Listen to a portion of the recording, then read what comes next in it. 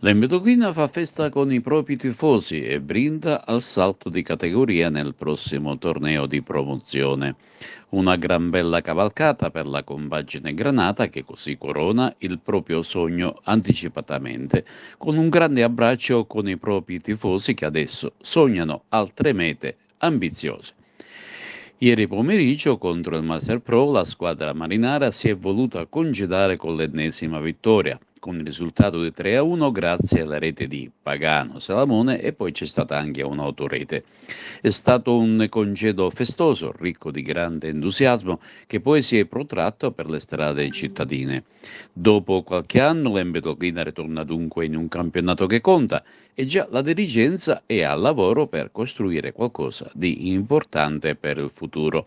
Per quanto riguarda le altre agrigentine di questo torneo, brutto scivolone interno dell'Atletico Favara che cede con il Castronovo per 0-1 e deve dire addio matematicamente ai sogni playoff.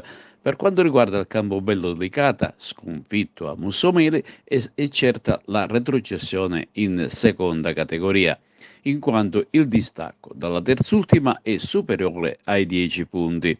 Domenica prossima si concluderà il campionato in casa con i cugini dell'Atletico Favara, mentre l'Empedoclina sarà di scena a Niscemi.